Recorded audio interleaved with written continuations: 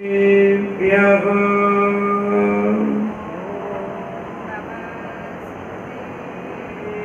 ॐ नमः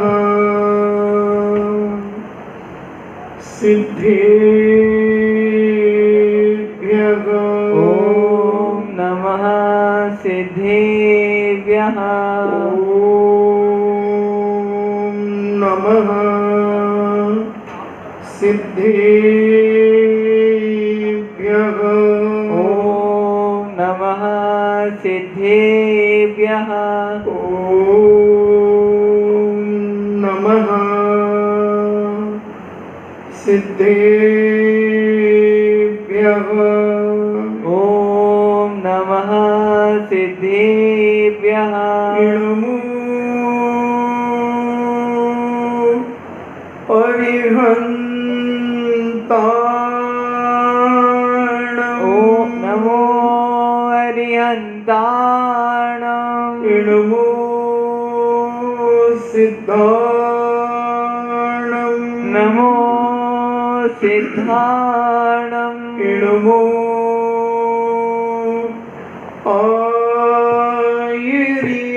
आयर्याणम् नमो आयर्याणम् इणमो उवज्झायाणम् नमो वज्रायाणम् इणमो लोये सब्बे साहूणम् नमो लोये सवसाहूणम् पंच परमेष्टि भगवान की जय। अहिंसामयी वीतराग विश्व धर्म की जय। देवादिदेव 1008 श्री आदिनाथ भगवान की जय। देवादिदेव 1008 चिंतामणि घोर उपसर्ग विजेता श्री पार्श्वनाथ भगवान की जय। देवादिदेव 1008 शासन नायक बाल ब्रह्मचारी भगवान महावीर स्वामी की जय। परम पूजनी आचार्य श्रोमणि गुरुवर श्री कुंद कुंद महामुनिराज की जय। परम पूजनी आचार्य श्रोमणि गुरुवर श्री विद्यासागर जी महामुनिराज की जय। परम पूजनी निर्व्यापक श्रवण मुनि श्री सुधा सागर जी महाराज की जय। परम पूजनी 3,9 करोड़ महामुनिराजों की जय। तपोदय अतिशय क्षेत्र की बोली परम पूज्य श्रीलोक 108 श्री गंभीर सागर जी महाराज की जय। समस्त मुनि संघ की जय। चर्चा चल रही है संवेग भावना की। संवेग कहीं से भी प्राप्त हो सकता है। संवेग भावना कहीं भी उत्पन्न हो सकती है। परिवार के बीच में रहते हुए भी हम संवेग को प्राप्त कर सकते हैं। समाज के बीच में रहकर के भी हम संवेग को प्राप्त कर सकते हैं। किसी भी क्षेत्र में रहकर हम संवेग से भर सकते हैं। बस हमारी दृष्टि आत्म कल्याण की हो, हमारी दृष्टि जीवन को सदमार्ग पर लगाने की हो, हमारा भाव जीवन के उत्थान की अगर ओर है तो व्यक्ति कहीं से भी वैराग्य प्राप्त कर सकता है। मैं तो यहाँ तक कहता हूँ कि फिल्मों से भी वैराग्य प्राप्त हो सकता है। नजरिया है देखने का। नजारा हम देखते हैं, अपनी दृष्टि को अगर हम पवित्र रख करके देखते हैं तो इतनी फिल्में हैं दुनिया के अंदर बनी हैं, ऐसी कोई फिल्म नहीं है जिससे वैराग्य उत्पन्न न किया जा सके। संसार की असारता का भान उन फिल्मों में भी होता है। दुनिया का ऐसा कोई साहित्य नहीं जिसे पढ़कर के हम वैराग्य को प्राप्त न कर सके। बड़े बड़े खूंखार डाकू, बड़े बड़े अत्याचारी, अन्याय का समर्थन करने वाले बड़े बड़े राजगुरु, वो भी अंत समय वैराग्य से भरे हुए देखे जाते हैं। वो ठीक है कि अपने अपने दर्शन के अनुसार अपना अपना वैराग्य की व्यवस्थाएं अलग हुआ करती हैं, मगर कहीं ना कहीं से वैराग्य का भाव तो आता है। आज हम मुसलमान भाइयों को देखें, वो भी रोजा करते हैं। क्यों करते हैं रोजा? 12 घंटे 14 घंटे थूक भी नहीं घुटकते कुछ लोग, ये कष्ट क्यों देते हैं? वो भी उपवास, अपन उपवास कहते हैं, वो रोजा कहते हैं। साल में 2 बार उनके रोजा आते हैं, 1-1 महीने के आते हैं। हमारे भी 10 लाक्षण पर्व आते हैं, अष्टांग का पर्व आती है, 16 कारण आते हैं, अष्टमी चतुर्दशी आती है, पंचमी आती है, 11 आती है। अन्य दर्शनकारों में 18 नवरात्रा आती है। कहीं ना कहीं से आदमी अपने कल्याण के रास्ते के लिए कुछ ना कुछ राग रंग से दूर हट करके कुछ अकेलापन महसूस करना चाहता है। व्यक्तिकरण नहीं समझने के कारण किसी से भी पूछो कि भाई तुम ऐसा क्यों कर रहे हो, थोड़ा सा भी अगर विवेक रखता है तो वो कहता है, मुसलमान से पूछो तो कहता अल्लाह ताला की रूह में मिलने के लिए मैं ये सब कर रहा हूं, अल्लाह ताला जिसमें खुश हो मैं ये कर रहा हूं।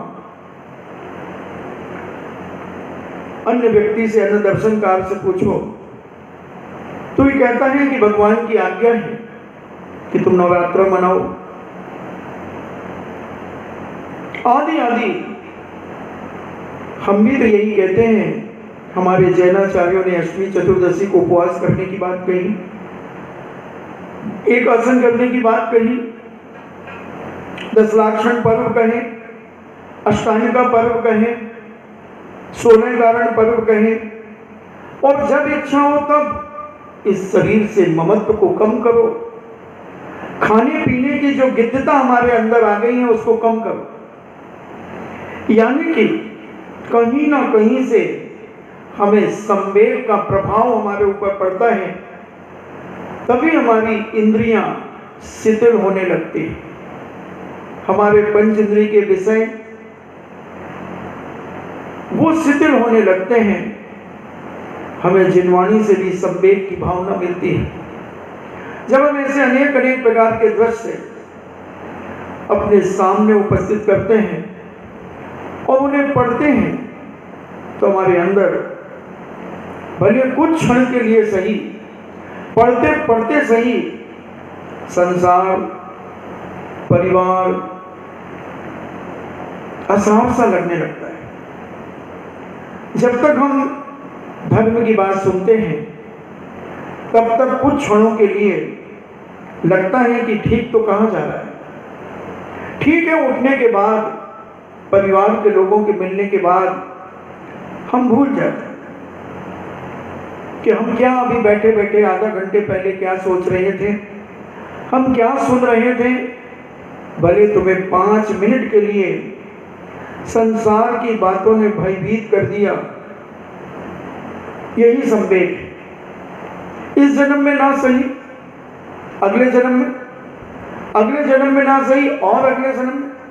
जब अनंत काल हमारा ऐसा निकल गया, मगर अब संवेग हमारे अंदर अगर जागृत हुआ है तो कोई बात नहीं, धीरे धीरे जागृत हुआ है, कभी न कभी पूरा संवेग हमारे अंदर जागृत होगा और हम मोक्ष मार्ग पर चल पड़े।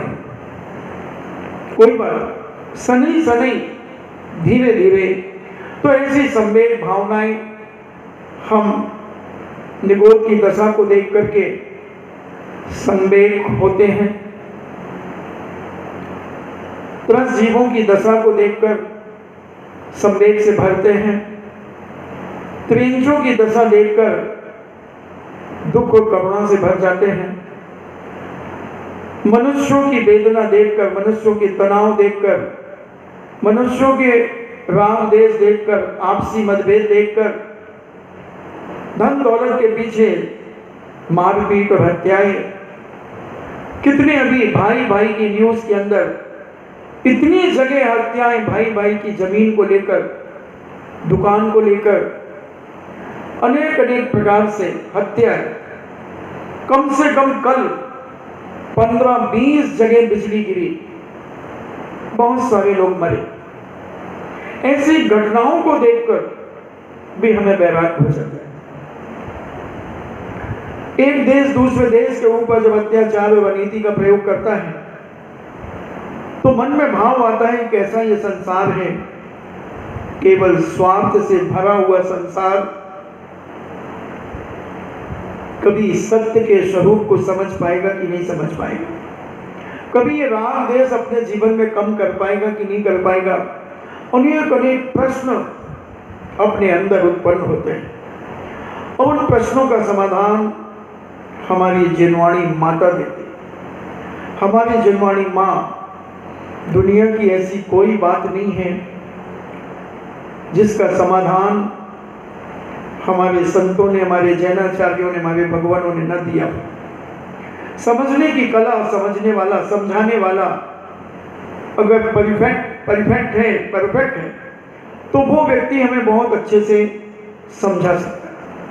बहुत सारे लोग समझ रहे हैं और समझ करके वैराग्य की ओर बढ़ रहे हैं, संसार से भयभीत हो रहे हैं। आज नहीं तो कल कभी ना कभी वैराग्य होगा। अगर तुम भव्य हो तो तुम वैराग्य से भरोगे। अभव्य भी हो और तुम किसी वैरागी को देखकर, जिनवाणी को सुनकर भी तुम मुनि बन सकते हो, आरिका बन सकते हो। कितने अभव्य जीव मुनि बनकर के 9वें ग्रह तक चले जाते हैं। ठीक है, उनका गुणस्थान नहीं बढ़ता, पहला गुणस्थान ही होता है क्योंकि अभव्य का मिथ्या गुणस्थान होता है, मगर उसे वैराग्य तो होता है और ऐसी चर्या का पालन करता है कि बड़े बड़े भव्य भावलिंगी मुनिराज भी उतनी निडरता और निष्ठुरता से चर्या का पालन नहीं करें। अगर घानी में भी पेल दिया जाए उन्हें तो चूपुट नहीं करते। ऐसे बैरागी होते हैं, ऐसे शांत स्वभावी होते हैं। हम मध्य प्रदेश के अंदर 1993-94 के बीच जब थे तो हम लोग जब जंगल से लौटते थे तो एक युवा 25-28 साल का होगा, बिल्कुल नंग धड़ंग, बिल्कुल सहज में निकलता था, जंगलों में रहता था और हमें कभी कभी जंगल के रोड पर दिखता था। उसके चेहरे पर ऐसी शांति झलकती थी, कोई राग देश नहीं, कोई लज्जा नहीं, बिल्कुल सहज। अगर उसे किसी कमंडल दे दिया जाता और किसी नगर में अचानक पहुंच जाता, हर व्यक्ति उसे मुनि मान करके उसकी भक्ति करते और हम लोगों को देखकर मंद मंद मुस्कुराता हुआ चला जाता। कहीं ना कहीं उसके अंदर भी वैराग्य का भाव तो स्फुटित हुआ है। बहुत सारे तापसी हैं, अनेक अनेक प्रकार की तपस्याएं करते हैं, कहीं ना कहीं से भले वो सम्यक वैराग्य ना हो, वो संवेग भले संसार के सुख पाने के लिए हो, मगर उस समय तो वैराग्य है, उस समय तो उसके अंदर संवेग भाव है। ऐसा संवेग भाव हमारा सम्यक के साथ अगर हो जाता है तो हमारा जीवन नियम से आदर्श बन सकता है और धीरे धीरे हम अपने जीवन को इस मार्ग की ओर ले चलें। अपन ने देखा कि एक इंद्री में भी सुख नहीं है, निगोद में भी सुख नहीं है, त्रस पर्याय 2 इंद्री 3 इंद्री 4 इंद्री में भी सुख नहीं है, त्रियंशों में भी सुख नहीं है, सैनी असेनी दोनों पर्यायों में, न पक्षियों में, न जलचर में, न थलचर में, न नभचर। अपन ने सोचा कि चलो मनुष्यों को देखते हैं, मनुष्यों की तरफ चलते हैं, क्योंकि मनुष्य विवेकशील है, पढ़ा लिखा है, पैसे वाला है, रूप रंग से युक्त है, अनेक अनेक विभूतियों से युक्त है। मगर हमने देखा, हमारे जैनाचार्यों ने देखा कि मनुष्य भी कहीं से सुखी नहीं है। अभी कुछ दिन पहले आपके फिल्मी दुनिया के एक कलाकार ने सुसाइड कर ली। बड़ा उभरता हुआ कलाकार था, बिहार का रहने वाला था, और कहते हैं उसने जो फिल्में बनाई बड़ी हिट थी। और कहते हैं कुछ दिन पहले उसकी कोई मैनेजर आ गई थी लड़की, उसने भी सुसाइड किया। इस कलाकार ने भी, सुकांत राजपूत, उसने भी सुसाइड किया। मैं तो सोचता था कि मनुष्यों में तो सुख होगा, अपार धन दौलत, जहां दौलत बिछी हुई है, जहां जिसके चाहने वाले हजारों लाखों की तादाद में है, आखिर क्या हुआ? और मात्र 34 साल का युवा, मात्र 34 साल का युवा, मेरी तो दीक्षा का समय हो गया, और वो 34 साल की उम्र में मरण को प्राप्त हो गया। तो मनुष्य में भी सुख नहीं है। सब कुछ, कोई कमी नहीं थी, रूप था, रंग था, कला थी, पैसा था, सब कुछ था, माता पिता थे, बहन थी, भरा पूरा परिवार था, बंबई जैसे में रहता था, चाहने वाले बहुत थे। मगर क्या कारण हुआ ये तो केवल भगवान जाने, वहां की सरकार जाने। मगर हम तो ये जानते हैं कि उसने सुसाइड किया, उसके दोस्त जाने। ऐसे एक नहीं अनेक घटनाएं हम देखते हैं सुसाइड की, स्वयं के मरने की, दूसरों को मारने की। कहां सुख है महाराज जी? स्वर्गों में सुख होगा, स्वर्गों में सुख होगा, भवनत्रय में सुख होगा, भवनवासी देवों में सुख होगा, वैमानिक में होगा, व्यंतरों में होगा, जोशी में होगा।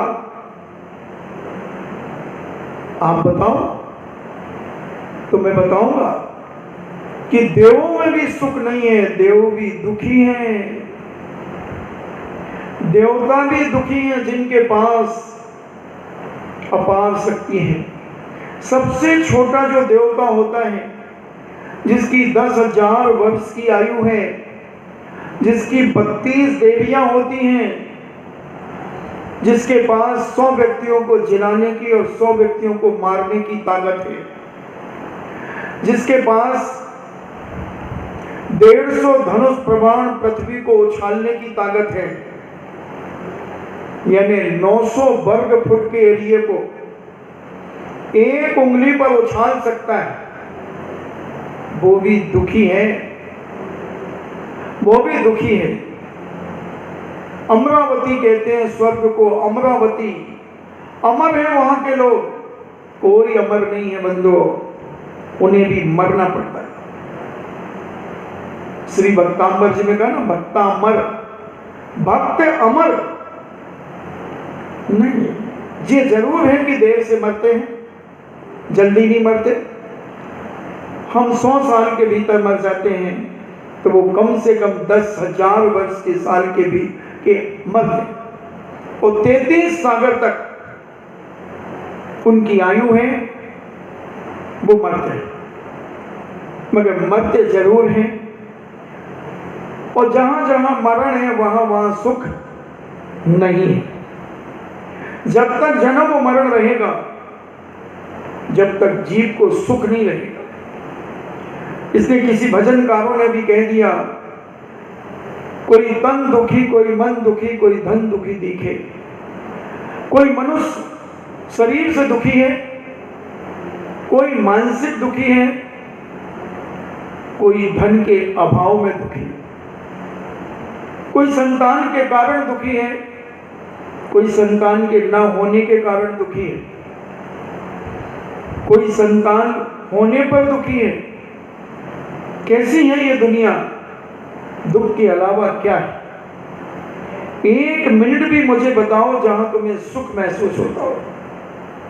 सुखाभास को हम सुख मान रहे हैं।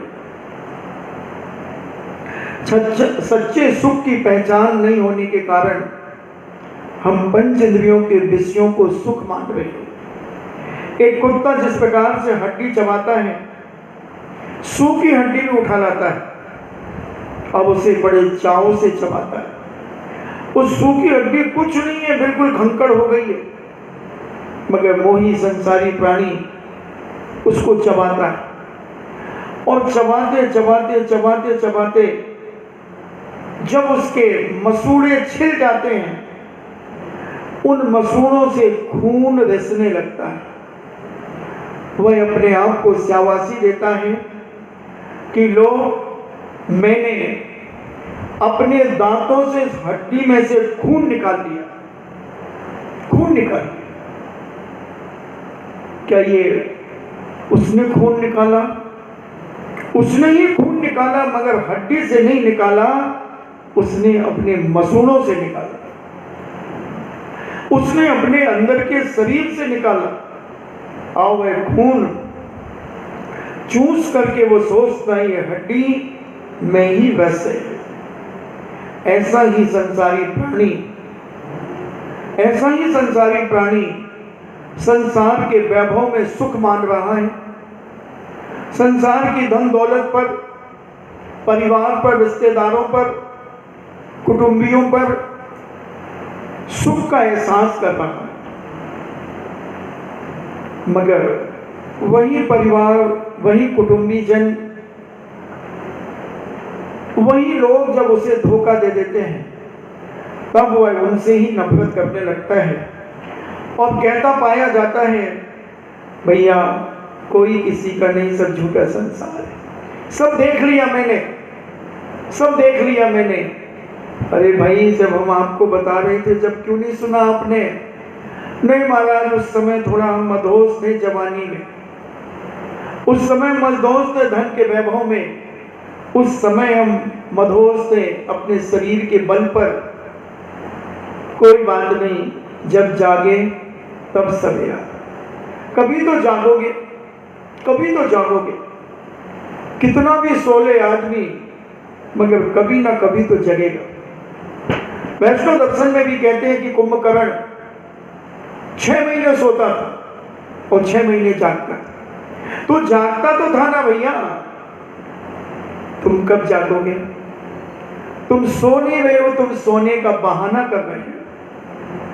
अगर तुम सो रहे होते तो तुम उठ जाते, तुम वैराग्य से भर जाते, तुम संवेग भावनाओं को प्राप्त कर लेते। मगर तुम सोने का बहाना कर रहे हो। तुम तो आनंद मना रहे हो उस भंगेड़ी जैसे। एक भंगेड़ी था, भंगेड़ी जानते, भांग खाने वाला। तो उसने एक मकान बनवाया और उसका मकान का जो मुख था वह एक पश्चिम दिशा में था, और ठंड में उसका मकान का नागल उसने दिसंबर के फर्स्ट वीक में किया। अब जिनके मकान के मुख पूरब तरफ थे, वो तो अपने अपने मकानों से निकलकर और धूप में बैठ जाती थी हमारी बुजुर्ग माताएं। कोई माला फेर रही हैं, कोई बड़ी बना रही हैं, कोई बड़ी का धागा लपेट रही हैं। अनेक अनेक परिवार के लोग, कोई धूप सेक रही हैं। मगर वो भंगेड़ी सोचता है क्या कि मासा मेरे मकान में धूप क्यों नहीं आ रही, मेरे मकान में धूप क्यों नहीं आ रही?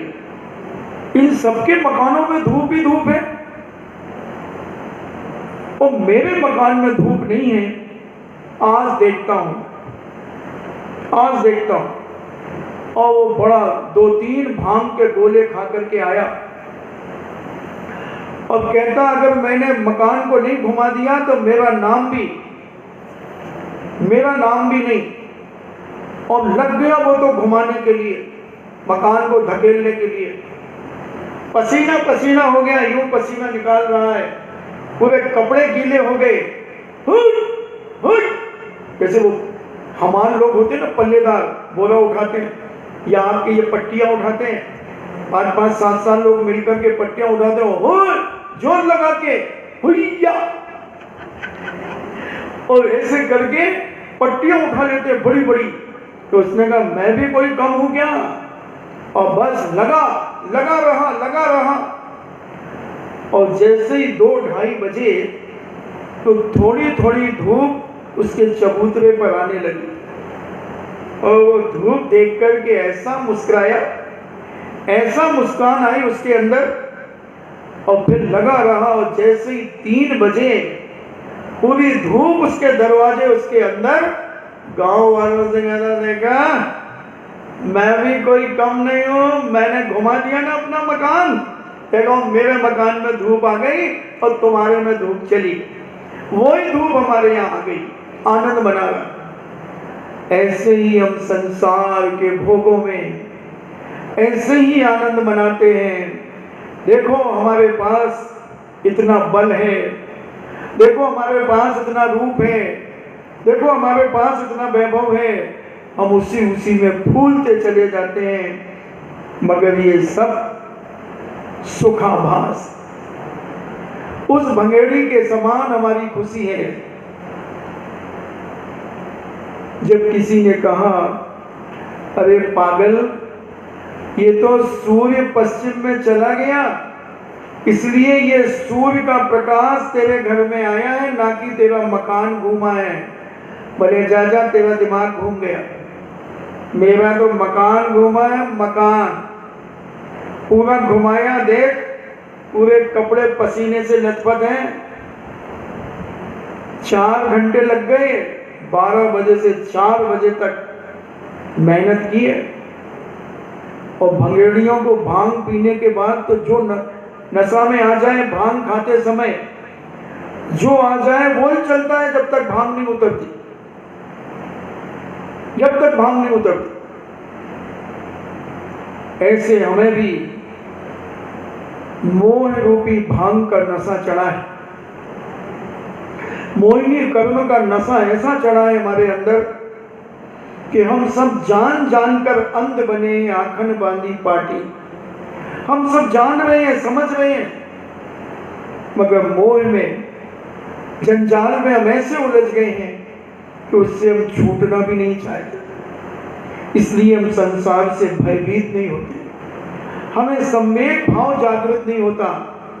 और जैनाचार्य कह रहे हैं कि इन चारों गतियों में बता तो दो मेरे भैया, कहाँ सुख है, कहाँ सुख। अभी मैंने उन तीनों गतियों का सार बता दिया तुम्हें। अब तुम कह रहे होगे महाराज तुम्हें क्या पता, स्वर्गों का आनंद तुम्हें मालूम है क्या, क्या वैभव, क्या महल। हाँ, मैं बहुत बार रह के आया हूँ स्वर्गों में, मुझे सब पता है, खूब बार रहा हूँ स्वर्गों में। महाराज जी अभी तो आप कह रहे थे नरकों में, हाँ नरकों में भी रहा, उधर का भी मुझे मालूम है, त्रिंचों का भी मुझे मालूम है, कीड़े मकोड़ों का भी मुझे मालूम है, सब मालूम है। मात्र मुझे मालूम नहीं है तो मोक्ष का सुख नहीं मालूम है मुझे।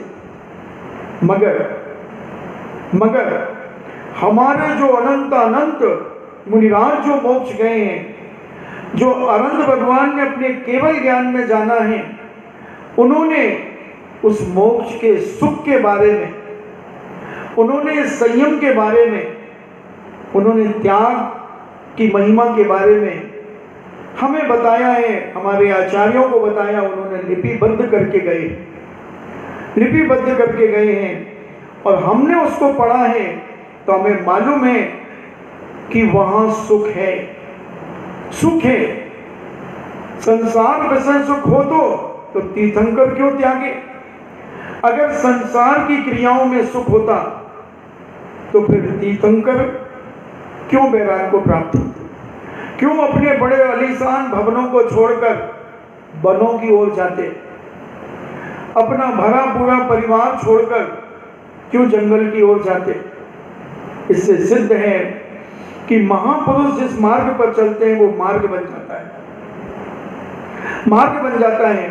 तुम कहो भोग भूमि में सुख है, तो भोग भूमि के जीव मरते क्यों हैं? क्या सुख है? क्या तुम 4 अंगुल की जिह्वा की चटकारता को सुख मानते हो? क्या तुम अपने शरीर पर पहने हुए वस्त्रभूषण को सुख मानते हो? क्या तुम अपने रूप रंग को देखकर सुख मानते हो? किसे तुम सुख मान रहे हो? ये सब सुखाभास है बंधुओं। अगर ये सुख है, अगर सोने चांदी में सुख है, तो लो, कल से मैं तुम्हें सोना चांदी ही तुम्हारी थाली में परोसवाता हूं और तुम्हें 1 रोटी दाल सब्जी कुछ नहीं मिलेगी। लो, सोना चांदी कितना लेना है। एक विदेशी कथा आती है कि एक व्यक्ति की इच्छा थी, हाँ मैं बताऊं, सब बता दो, मन के पास सबको उत्तर है। और उस विदेशी व्यक्ति की भावना थी कि क्या ऐसा मुझे कभी प्राप्त हो सकता है कि मैं जिस चीज को छूं वो सोना हो जाए। उसने सोचा कि चलो ध्यान करते हैं और कोई ना कोई मुझसे प्रसन्न होगा और मेरी भावनाओं को पूरा करेगा। और वो बैठ गया। कुछ दिनों के बाद उसे एक शक्ति प्राप्त हुई और उस शक्ति प्राप्त हो गई। वह जग लेकर के पानी अपने गमले में डालने के लिए गया। जग छुआ, जग सोने का हो गया। वाह वाह, सुभान अल्लाह, सुभान अल्लाह। उसने पेड़ को छुआ, पेड़ सोने का हो गया। पूरे बगीचे को सोने का कर दिया। एक एक पेड़ छुआ उसने, घास छुई उसने, उछल रहा है आनंद से, उछल रहा है। उसने अपने मकान को छुआ, मकान का दरवाजा छुआ। जो जो चीज छूता गया वो सोने की होती गई, सोने की होती गई। 1 दिन निकल गया, 2 दिन निकल गए, 3 दिन निकल गए। सारी चीजें उसने सोने की कर ली। अब 3 दिन के बाद भूख तो लगेगी। अभी तो लोभ का तृष्णा थी कि बना लूं जितना सोना बनाते बने। सब बनाया, कोई चीज नहीं बची। कुर्सी सोने की, सोफा सेट सोने का, पलंग सोने का, गद्दा सोने का, रजाई सोने की, सब सोने सोने सोने सोने की। उछल रहा, सारे लोगों को दिखा रहा है अपना गोल्डन मकान, अपने गोल्ड आभूषण, बर्तन भाड़े सब सोने के। पत्नी कहती है, अरे भोजन नहीं करोगे? भोजन बना करके कब से रख दिया मैंने, रोज रोज बना रही हूं और आप ऐसे ही सो जाते हो। आज तो भोजन करो, चौथा दिन है। अरे पगली, ये शक्ति चली गई तो फिर क्या करूंगा, इसलिए और बना लेने दे। और चौथे दिन भी उसने सब कुछ बना दिया। 5वें दिन उसकी बिटिया आई, बोले पिताजी आज तो भोजन करो। सोने की डाइनिंग टेबल पर, सोने की थाली में गेहूं की रोटी, बाजरे की रोटी, मक्के की रोटी, सब अन्न से बनी हुई वस्तुएं, सब्जियां सब ला करके परोसी। आदमी भूखा था, सोचता है मुंह हाथ धो लूं। उसकी बिटिया ने जैसे ही जग पानी का दिया, उस समय तक पानी था, और जैसे ही उसने स्पर्श जग को पकड़ा, जग सोने का हो गया, पानी सोने का हो गया। अरे ये क्या? पिताजी मुंह धोइए, बेटा इसमें तो सोने भरा है पूरे जग में, पानी खत्म हो गया। दूसरा दिया, दूसरा भी छूते ही सोना। बिटिया कहती है पिताजी मैं भोजन करा दूं? हाँ बेटा तू करा दे।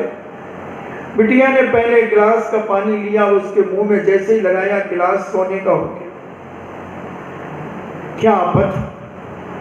गिलास बना करके बिटिया ने खिलाया, और बिटिया का ओंठ में हाथ उंगली टच हो गई, बिटिया सोने की हो गई। पत्नी कहती ये क्या हुआ? अरे ये क्या हुआ? और उसने कहा मैंने ये रोटी खाई और हाथ लग गया, पूरी थाली सोने की हो। आधा सोना मुंह में लटका हुआ है, पत्नी का हाथ पकड़ता है, वो भी सोने की हो गई। अब बोलो क्या करें? अभी भी संवेग नहीं जागा, अहंकार जागा। मैं सोने का आदमी, मेरा बहन, मेरी पत्नी सोने की, मेरी बेटी सोने की। अब भूख लगी, अब खाओ बेटा, क्या खाओ? खाओ सोना, सोना खाओ। घबरा गया, संवेग हो गया, संवेग हो गया, और फिर ध्यान में बैठा, मुझे नहीं चाहिए ये शक्ति, ये शक्ति वापस चली जाए, वापस ले लो। शक्ति आवाज करती है मैं चली तो जाऊंगी, मगर सब लेकर के जाऊंगी, सब लेकर के जाऊंगी। जितना तूने छुआ है 1 मिनट में छूमंतर हो जाएगा। नहीं नहीं, तो शक्ति कहती ठीक है। तड़पाना था, उसे संवेग कराना था कि तू सोचता है कि धन के माध्यम से मैं अमर हो जाऊंगा, सोना चांदी से मैं अमर हो जाऊंगा, संसार के वैभव से मैं अमर हो जाऊंगा। अरे बड़े बड़े लोग अमर नहीं हुए, सब मरण को प्राप्त हो गए। कारू का खजाना लुट गया, कारू का खजाना लुट गया। बताते 40 कोठरियों में, बड़ी बड़ी कोठरियों में खजाना था, कारू का खजाना, जिसकी चाबियां, कितने हजार चाबियां थी खजानों की, कहां गया? सब भूल उल्टित हो गया, सब भूल उल्टित हो गया। 1-2 दिन और भूख सहन की, मरणासन स्थिति में आ गया। अब वो कौन भोगेगा? अगर वो मर जाएगा, चलो सोने का उतरा सब सामान किसके हाथ जाएगा? खुद मरा, पत्नी को सोने की बना दिया, बिटिया को सोने की बना दिया। अब संवेग जागा, अब कांपा, अब भयभीत हुआ, अब डरा, अब डरा, और अब मरा। बैठा, अब उस शक्ति से प्रार्थना करता है कि हे शक्ति तू जा। शक्ति कहती सब छूमंतर हो जाएगा। बोले सब ले जा, और बस 1 सेकंड नहीं लगा, शक्ति सब समेट करके ले गई।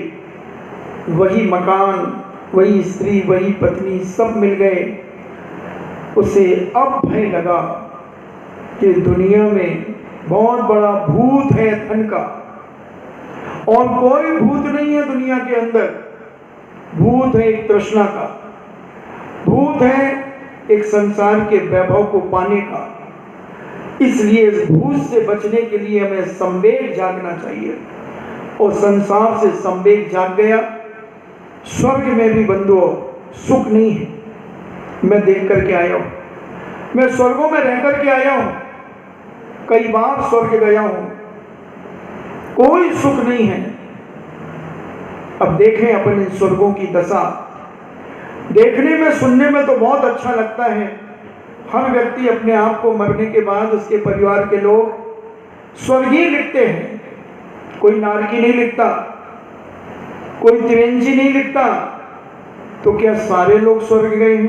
जितने भी दुनिया में मरे, अभी इतने कोरोना से मरे, चीन में मरे, क्या सब स्वर्ग गए?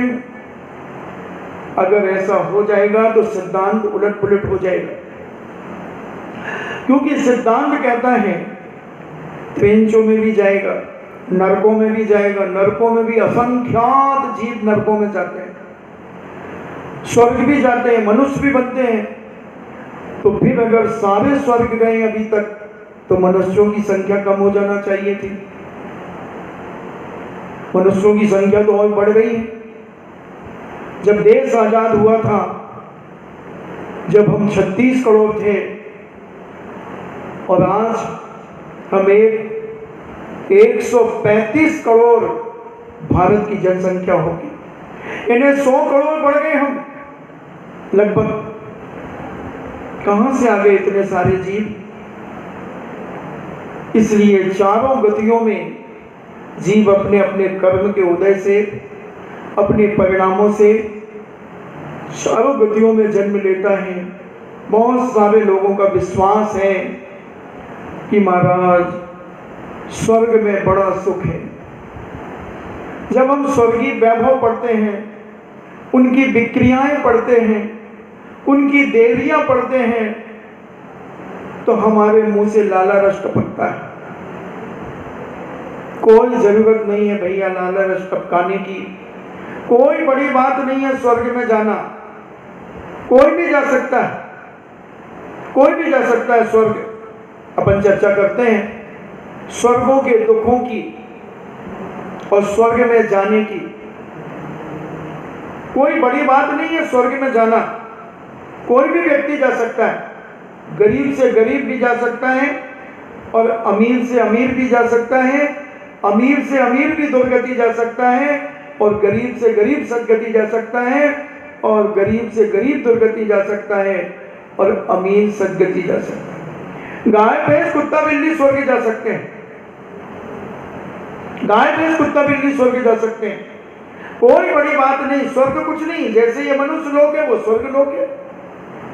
यहाँ स्त्री पुरुष कहते हैं, वहां देव देवी कहते हैं। भोगभूमि कुछ नहीं है, वहां आर्य और आर्या कहते हैं। सब कुछ एक सा है, थोड़ा सा धन वैभव रूप रंग का प्रभाव है, थोड़ी शक्ति का प्रभाव है, बाकी तो सब एक सा है बंधु। तो ऐसा अनेक अनेक प्रकार के दुख अपन समझें। कभी अकाम निर्जा, कभी अकाम निर्जरा करें, भवनत्रक में सुर तन धरे, विषय चाहे दावानन दहो, मरत बिलाप करत दुख सहो।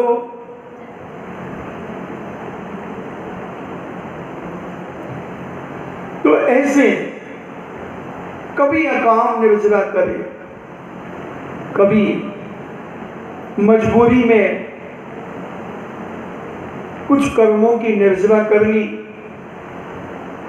इस जीव ने तो मरकर के भवनवासी व्यंतर जोशी आदि देवों में उत्पन्न हो गया,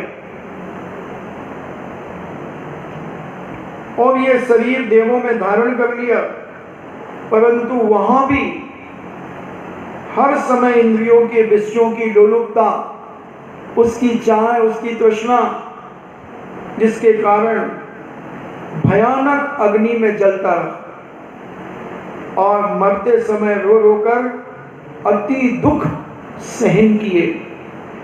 अति ऐसा यह है देवगति का जीव, जो देवगति में जन्म ले लेता है उसे देव कहते हैं, जो मनुष्य गति में जन्म ले लेता है उसे मनुष्य कहते हैं, जो त्रेंच गति में जन्म ले लेता है वह त्रेंच कहलाता है, त्रस जीवों में जो जन्म ले लेता है वो त्रस कहलाता है, हालांकि वो सब त्रेंच के अंतर्गत आते हैं। तो ऐसे जिनके देव गति नाम कर्म का उदय होता है और वो देव बन जाते, देव कहलाते हैं, और रिद्धियां आदि प्राप्त कर लेते हैं, इन्हें रिद्धियां प्राप्त हो जाती है। वैकृत शरीर होता है तो ये शरीर को अनेक रूपों में परिवर्तित कर लेते हैं। इनकी पृथक विक्रिया होती है और नारकी की अपृथक विक्रिया होती है।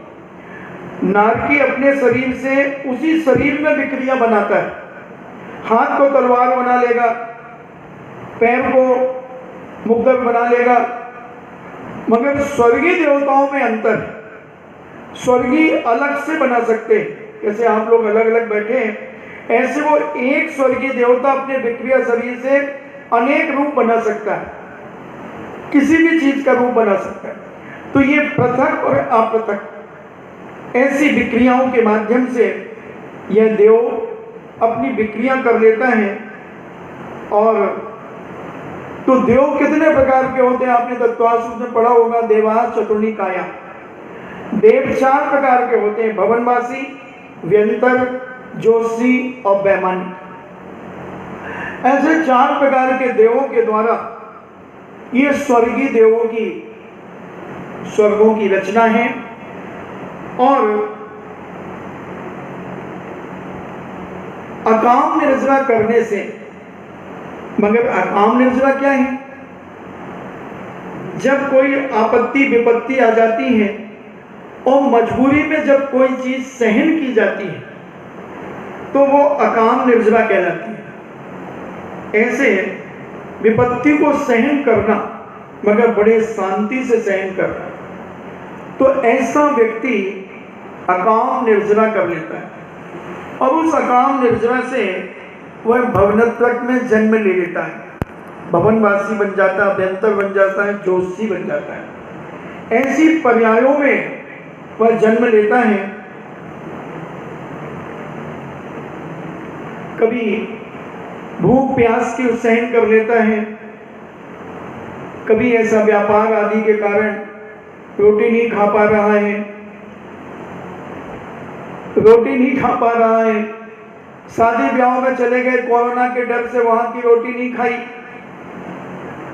भूख प्यास सहन कर ली कि भाई वहां की खाएंगे तो कोरोना हो जाएगा, इसलिए दूर दूर रह करके, और फिर 2 बजे 3 बजे रोटी खा ली। और इस समय अगर आयु बंद हो जाए और मिथ्यात हो तो भी भवनत्रक में पैदा हो जाए। बहुत सरल है देवता बनना, कोई कठिन नहीं है, बहुत सरल, इतना सरल कि मुंह में रखा हुआ गुलाब जामुन जैसे सट से अंदर जाता है, इतना सरल है स्वर्ग में जाना, कोई बड़ी बात नहीं, थोड़े से कष्ट सहन करना है बस, और आप वहां पहुंच जाएंगे। मगर जब वहां से मरते हैं, जब उनके गले की माला सूखती है, आयु जब 6 महीने शेष रह जाती है, तब उनके गले की माला मुरझाने लगती है, सूखने लगती है, तब वह दावानल, क्या कह रहे हैं, विषय चाहे दावानल दयो, तो वो सोचते अब ये मेरी देवियां छूटेंगी, अब ये वैभव छूटेगा, और उसकी दाह है, इंद्रियों की, पंचेंद्रियों के विषयों की दाह है, उनको उत्पन्न होती है, और वो फड़फड़ाते हैं, रोते हैं, चीखते हैं, चिल्लाते हैं, अब ये छूट रहा है, अब ये छूट रहा है, अब ये छूट रहा है। ऐसे भयंकर और कैसी दाहें लगती है, जैसे अभी ऑस्ट्रेलिया में आग लगी थी, किलोमीटरों के जंगल जल गए, ऐसी दाह जैसे जंगलों में भयंकर। चारों प्रकार के देवों के ऐसे होते हैं? नहीं, मिथ्या दृष्टि होती, अभी बता देंगे। तो जो भवनत्रक में तो मिथ्यात के साथ ही पैदा होते हैं, भवनवासी, व्यंतर, जोशी जो होते हैं वो मिथ्यात के साथ ही होते हैं। तो ये वहां पर अनेक अनेक वेदनाओं से तड़पते हैं, दुखी होते हैं, और पंचेंद्रियों के विषयों की चाह की दाहें इनको उत्पन्न होती है, और उस वेदना से ये तड़पते हैं, रोते हैं, चीखते चिल्लाते हैं। और इन देवों के मरने के, जो मैंने अभी कहा, 6 महीने पूर्व इनकी माला सूखने लगती है, आभूषण की कांति कम होने लगती है, और ये मरण का समय नजदीक जानकर, निकट जानकर ये देवता विचार करते हैं कि अब स्वर्ग छूट रहा है, अब ये स्वर्ग के वैभव छोड़ना पड़ेंगे और मुझे कहाँ ले जाएंगे, कहाँ मेरा जन्म होगा, अब मुझे ये कब मिलेंगे। तो ऐसी वेदना, ऐसी तड़पन वहाँ भवनत्व को में भी दुखी करता है, दुखी करता है। और वैमानिक में भी अगर जन्म ले लिया, जो विमान वासी उठाए मिथ्या दर्शन, सम्यक दर्शन बिन दुख पाए, कहते चैतावर तन धरे, यूं परिवर्तन पूरे करे। अगर बाय द वे विमानवासी भी हो गया, मगर सम्यक दर्शन के अभाव में, सम्यक दर्शन नहीं होने के कारण वहां से मरकर थावर यानी स्थावर में जन्म ले लिया, पेड़ बन गया, स्वर्गीय देवता पेड़ बन गया। DOG क्या होता है? डॉग। और GOD GOD गॉड। और गॉड का उल्टा करो तो डॉग, और डॉग का उल्टा करो तो गॉड, यानी गॉड यानी देवता। यहाँ अपन देवता ने भगवान से नहीं ले। तो थोड़ा सा सम्यक दर्शन के अभाव में वह विमान वासियों में भी उत्पन्न होने के बावजूद भी एक इंद्रिय जीवों में पैदा हो जाता है, पेड़ पौधे हो जाता है। बंधु थोड़ा विचार करना, कैसी वेदना, कैसे दुख दर्द, कैसी आय श्वासें, हाय श्वासें।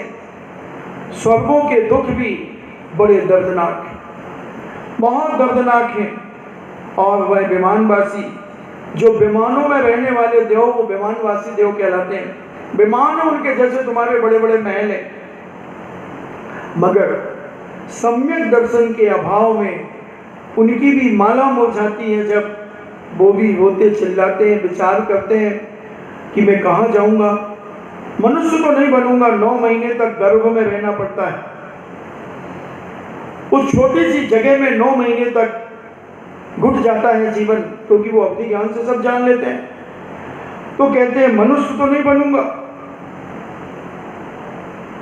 फिर क्या करें।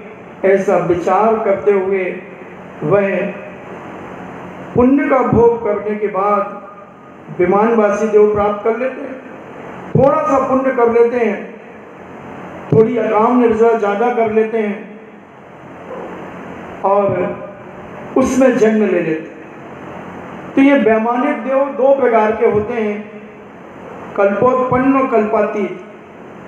तो जो वैमानिक देव सम्यक दर्शन से अभाव में रहते हैं, उन देवों की विभूति प्रभाव आदि को देखकर ईर्षा के कारण दुखी होते हैं। जिनके पास सम्यक दर्शन नहीं है और जिनके पास सम्यक दर्शन है वैमानिक देवों के पास, तो उनका वैभव, उनकी कांति, उनकी हुकूमत आदि को देखकर ही अंदर जलते हैं, घुटते हैं, दुखी होते हैं, रोते हैं।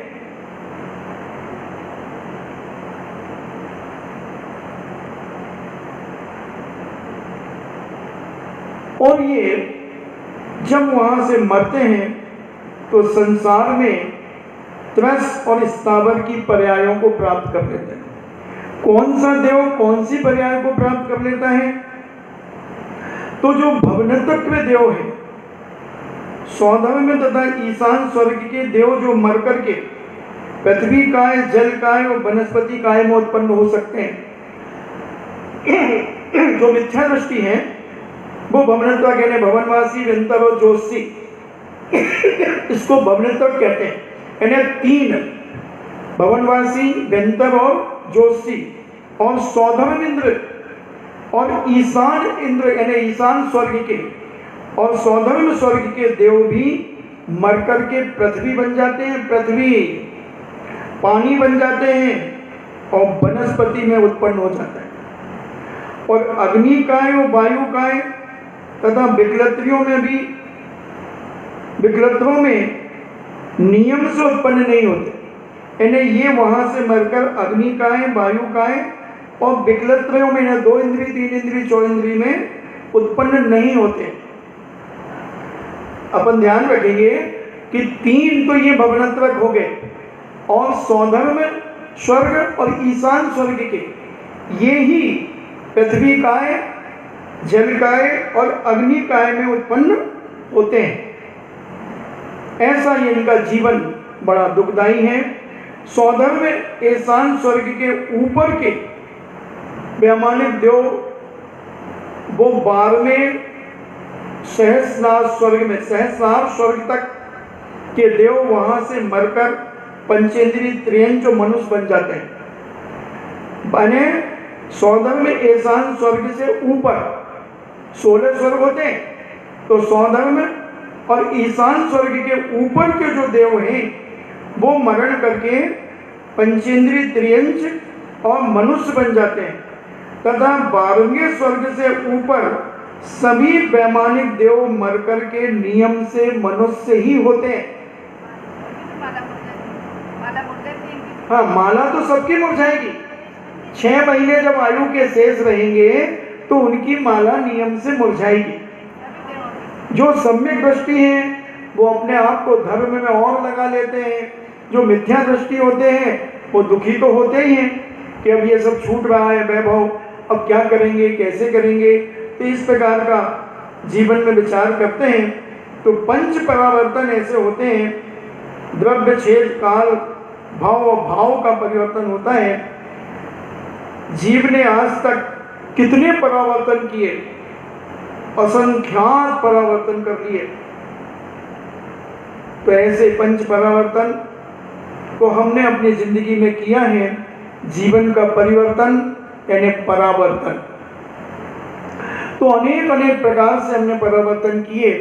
अगर आप इस आज समय हो रहा है और परावर्तन के बारे में आप अगर समझना चाहते हैं कि कैसा परावर्तन होता है, तो पूज्य सर्वार्थ सिद्धि ग्रंथराज के अंदर पूजपाद स्वामी ने बहुत अच्छा इसका वर्णन दिया है कि काल परिवर्तन कैसे होता है, भाव परिवर्तन क्या है, द्रव्य परिवर्तन क्या है, क्षेत्र परिवर्तन क्या है।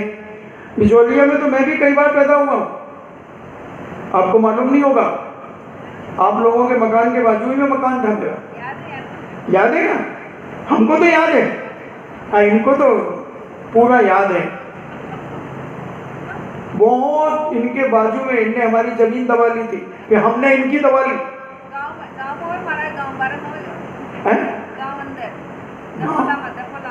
डपोला में नहीं, रोड पे। डपोला में तो लोहाड़िया लोग रहते। तो ऐसे कहीं भी ये परिवर्तन को सुनकर के रूह कांप जाती है। ऐसा वैराग होता है, ऐसा संवेग भाव होता है। 5 परावर्तन की बात जब हम सुनते हैं तो अगर विचार करेंगे कि एक एक परावर्तन कितना खतरनाक है, कैसे जन्म लेते हैं। सपोज करो ये पंडाल पूरा 3 लोग हैं और उस कोने में अगर जन्म लिया है, फिर उसी कोने में उसी से सट कर के दूसरा जन्म हो, उसी समय एक समय बाद, तब वो काल परिवर्तन, क्षेत्र परिवर्तन, रोंगटे खड़े हो जाते। विकल्प होता कि हे भगवान, ऐसे ऐसे जन्म लिए हमने, फिर उसके बाद भी हमें संवेग भाव नहीं आया, संसार से भयभीत नहीं हुए, संसार से डर नहीं लगा। निश्चित हमारे पास मिथ्यात्व था।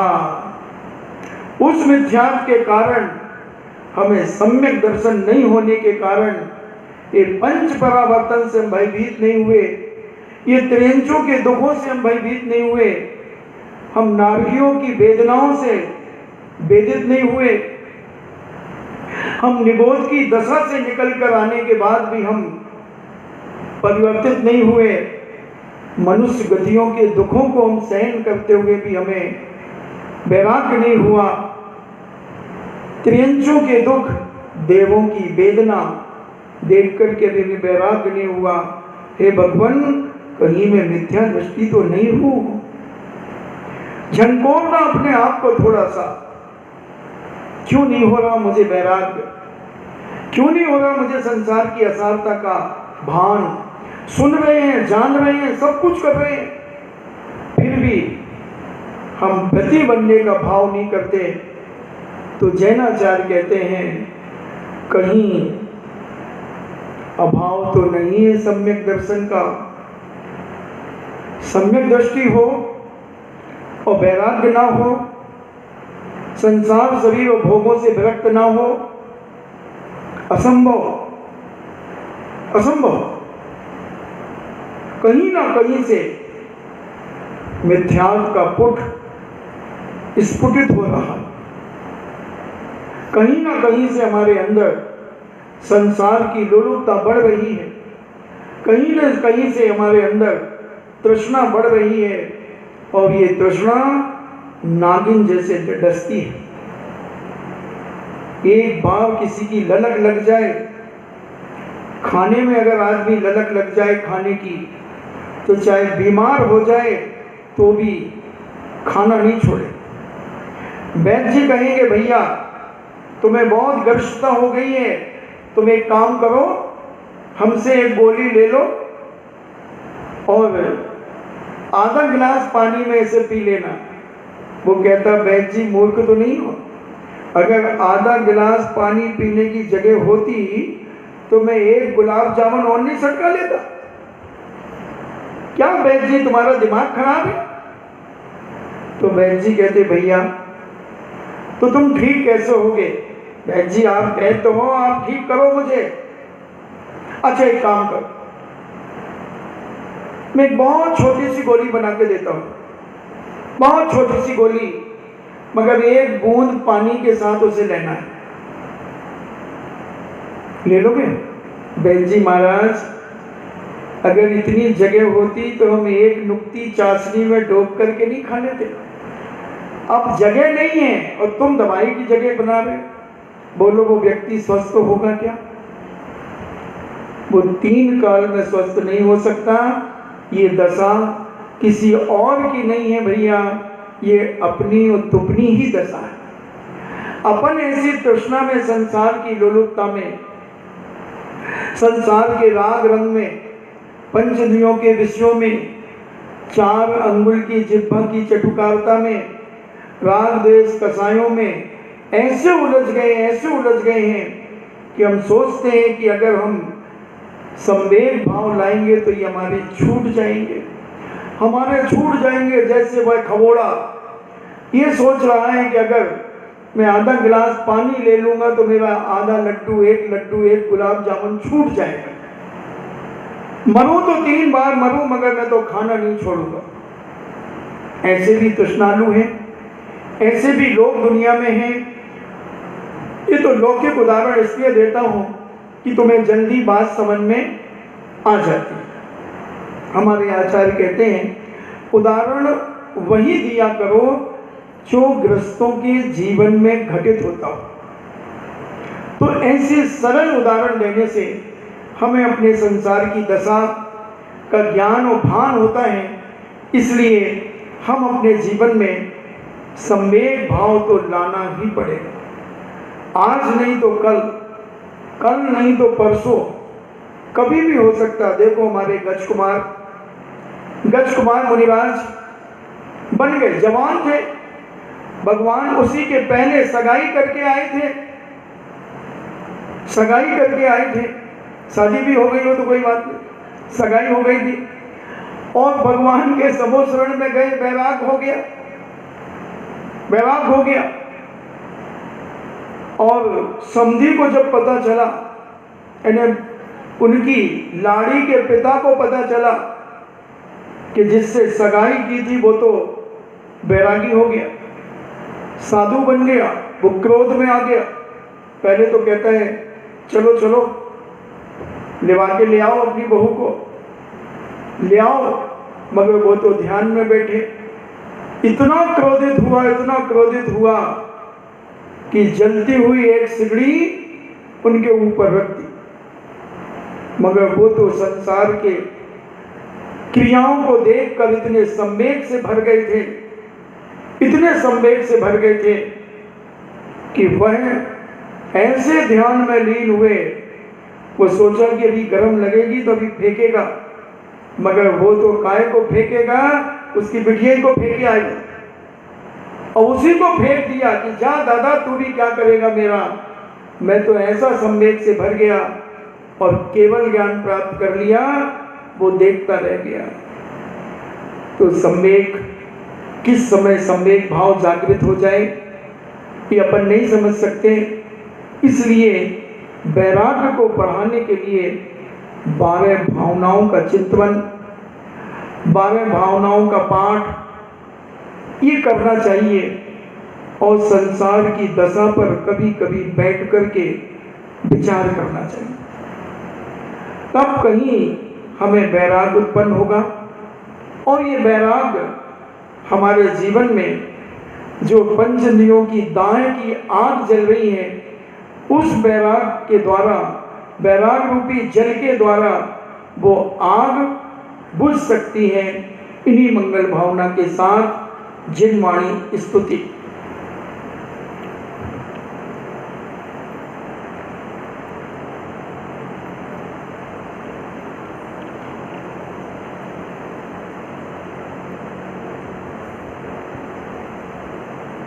वीर हिमाचल तेने किसी गुरु गौतम के मुख,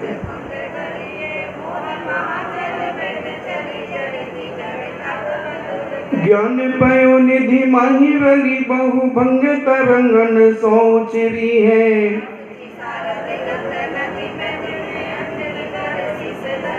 या जगे मंदिर में अनिवार्य अज्ञान अंधेर छयो अति भारी।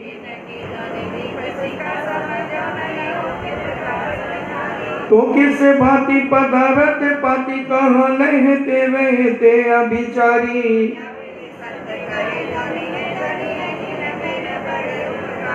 जिनवाणी के ज्ञान से सूझे लोकालोक, सो वाणी मस्तक धरो सदा देत हूँ धोख। हे जिनवाणी भारती तोह जपो दिन रैन, जो तेरो शरण आ गए सो पावे सुख चैन। देव भजो अरिहंत को गुरु सेवा निर्ग्रंथ, दया धर्म पालो सदा यही मोक्ष का पंथ। 9 बार नमो का।